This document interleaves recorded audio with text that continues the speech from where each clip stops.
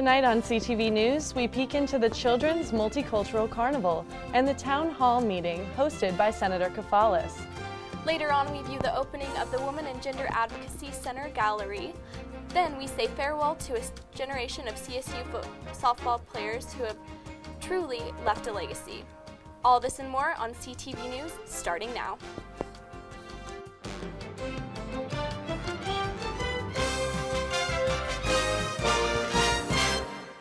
Good evening, CSU. I'm Bella Roberts, filling in for Kira Coles. And I'm Sydney Paul. Tonight we take a look at new initiatives on campus, but let's start with a new restriction that's been put into place. Do you remember the peeping Tom incident in the bathrooms of Westfall Hall last semester? This has led the CSU Housing and Dining Services to restrict residents' proxy key access to only bathrooms on their floor. Some residents experienced restricted access immediately following the peeping Tom incident.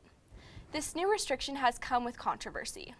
Residents living in the community-style dorms are no longer able to access other floors' bathrooms while theirs were being cleaned.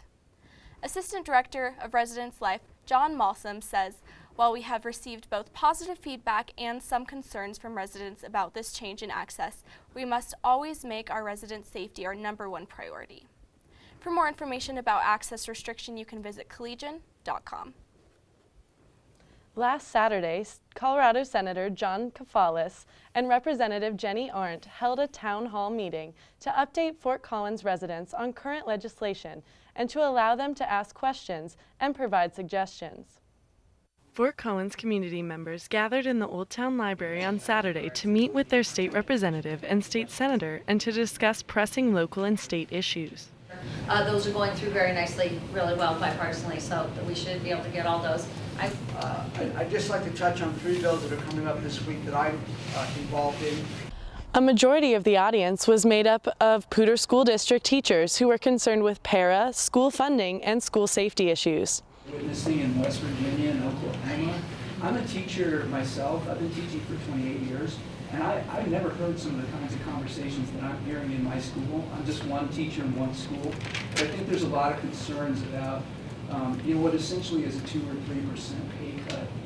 And what a lot of people are becoming aware of, teachers in the state, is that our average salary is in the same neighborhood as those states where teachers have already walked out. Many in the audience voiced their concerns about teacher salaries nationwide and expressed their hopes that their legislators will take action on their behalf. I would love to march on the Capitol. I think it's time for the teachers to stand up and say we've had it. We've absolutely had it. And while K-12 education was certainly a relevant topic, the meeting also allowed the legislators to discuss issues related to higher education. And unfortunately, higher education sometimes even takes a back seat to K-12 because it is not, there's no constitutional amendment protecting those dollars. And in our very tight, fungible general fund money, sometimes higher education doesn't get the funding that it deserves. Those in attendance also recognize that people of all ages must be involved in order to enact real change at the state level. And so we've always, old people like myself and older people have always complained about the young people because they are agitating. They want to do things that are different, and I think that's what we need to look to kick us off our complacency and make changes that are for a real fundamental improvement. Both legislators stress the importance of students getting involved in politics at the state level in order to bring about change, especially in college towns like Fort Collins. So fundamentally, college students, like anyone in this society, need to be participating. Otherwise, you don't want us to be running things. You need to hold us accountable, and that's why we need to hear from college students. You need to turn out, you need to engage thoughtfully, you need to give us, identify problems, but then offer solutions. Senator Kafalas' next event will be hosted on April 28th in conjunction with Poudre High School students and will discuss issues regarding gun violence legislation. For more information, you can visit www.johnkafalas.org. Men in the Movement, a WGAC anti-violence initiative, hosted the Men and #MeToo event on Monday in the LSC. The mission of this event was to help students of all genders get a better sense of how men can engage with the #MeToo movement. Guests discussed what exactly #MeToo is and what they know about the movement. This included interactive activities where participants broke off into groups depending on their personal knowledge and awareness of the movement. The speaker of the event ranked the groups as awareness, knowledge, skills, and finally action. People shared around the room what steps they thought someone who is trying to become more aware and gain more knowledge or skills on the movement should take in order to take action towards the movement. I think there's a lot of men out there that want to be a part of positive change and don't necessarily know how to take those steps. In what? In any form, whether it be verbal or physical.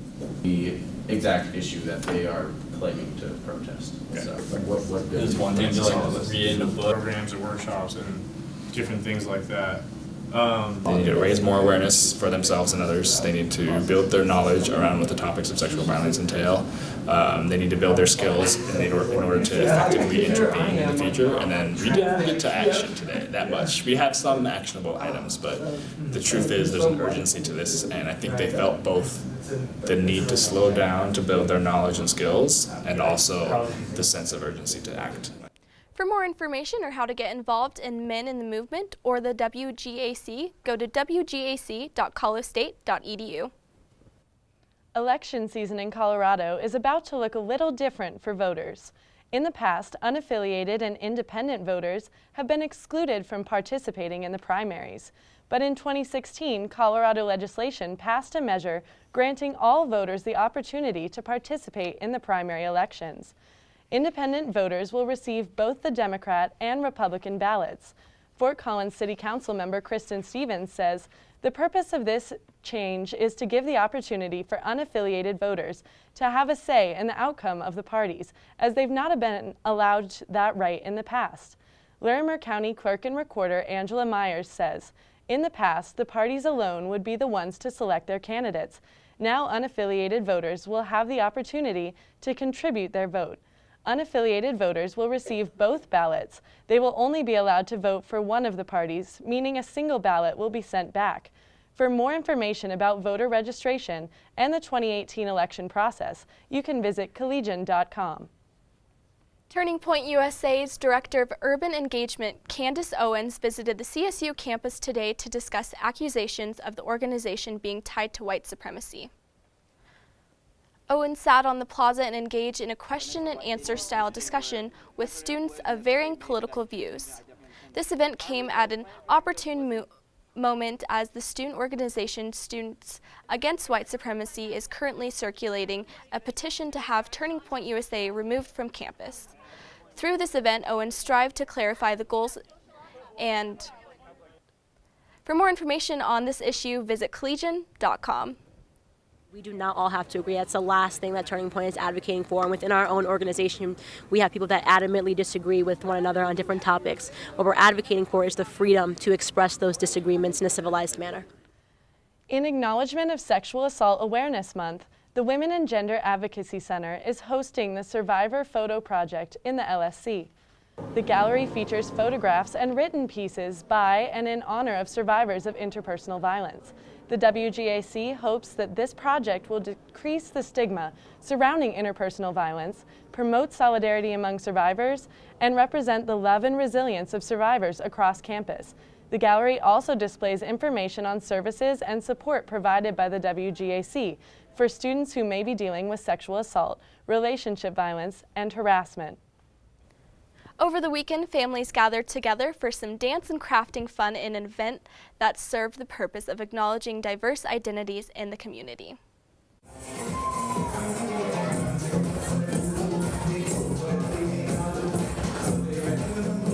Face painting, dancing, and tons of balloons. This is the Children's Multicultural Carnival. We've been doing it for over 20 years.